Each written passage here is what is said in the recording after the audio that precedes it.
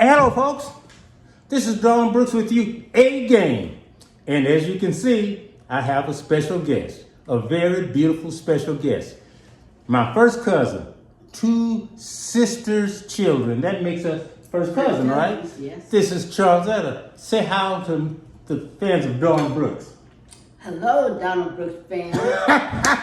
We're going to start having special guests. Matter of fact, we got another show coming up next week with a special guest slated. But since Charles Etta is in town, she lives in the big city of, what's that big city? Killeen. Killeen, Texas. Can you believe it? We're having watermelon together. And Charles, I want to ask you a couple of questions. Okay. Now, I don't want to get too political. I know I get very political, but this is not really about politics. It's about America. Okay. As you know, it's a possibility. I just said a possibility that Kamala Harris could be the nominee for president. Okay, Donald Trump became president in 2016. Barack Obama became president in 2008. That's 8 years, right? He had 8 years. America voted for the first black president in 2008, and then in 2016, they voted for a bigot, a racist, a sexist, a terrible person, in my opinion. How can a country go from there to there? And does Kamala Harris, have we gotten over racism? We haven't, and the other thing, sexism. No. You know what? When someone asked me before Barack Obama became president, I was asked, do you think America will ever have a black president? And my answer to that, before I even heard of Barack Obama, Charles, I was, yeah, they'll have a black president one day. I don't know if I'll be here to see it, but they'll have a black president before they'll have a woman president. True. So my question to you is this. Do you think Kamala Harris has a country moved where it's possible for her to become president? No, unfortunately, no. A woman and being black in 2024, no. White America ain't ready for that. But Charles, I know we have prejudice, and I'd be a fool to say no, but I don't think the majority of white America is like it used to be back in the 40s and 50s and 60s. I think they're more liberal. They are. But there, I think they said, I heard the other day, there are 800 filthy rich people. Billionaires, trillionaires. You know, that's a lot. And so money talks, you know? So, and that's who Trump has on his side, the money. And the way I see it, Republicans don't really care what the name of the person is, or whether they have integrity, or anything like that. They just care about the party.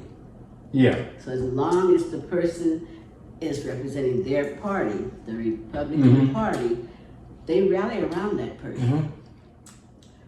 That's a very good point, because as we all know, the Democrat Party became divided when Biden had his obvious problems with the debate. The Republican Party is going to elect this villain, this felon, this crook.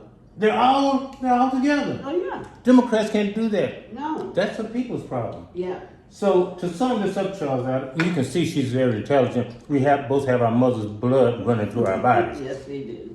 Charles, so you're saying America is not ready for Kamala Harris? Okay, one last question. If that's true, why was America ready for Barack Obama? Well, America might not have been ready, but that's because there was no black man that had the same principles he has, could speak the way he could speak, that carried himself the way he did, that we had at that time. He came along and was like, he's an educated man. I remember when Joe Biden said that. Biden said, he's very articulate. It means he's very articulate, and he's shocked because he's black. No one would say that about a white man. Oh, he's very articulate. Yeah. But that was the whole thing. And then his message was something that everybody could get behind. Mm-hmm. You know, because he wasn't talking about just for black people or brown people. He wanted to unite the United States of America. Mm-hmm. You know, and That's a good point. that was a good thing. You know, so as he did his political talks and everything, people started listening to him, and he made a lot of sense. Yeah, yeah. And he gained people's support. And that's how it just snowballed. Plus, his wife, she was very involved. Oh yeah, she is still so popular today. She's popular today. She is. If she wanted to run for president, She can win. She could. Isn't that amazing? Yeah. Isn't that amazing? So we talked enough about that. I have to get you something because no one comes to the Dawn Brooks show. A guest does not come without going home empty. He or she doesn't go home empty-handed. Okay. So if you feel comfortable, it's only taking about 15 seconds. Okay. Why don't you tell our audience about your 2024 cruise? She likes going places. Yes, I was blessed to turn 75 years old on July 3rd. And I was so fortunate to be able to have family with me. Daughters, son-in-law, grandchildren, friends that are close to me as family.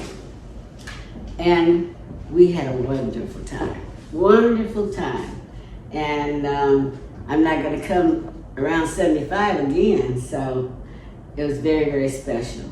And they all tried to make it as special as they could, and I really appreciate all their efforts. I had a great time. She's something else.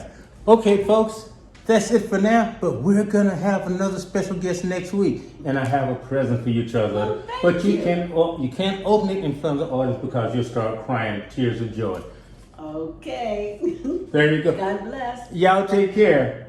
Thank you. You need some salt for your watermelon or anything? No, I'm fine. I'm a good host. See y'all later.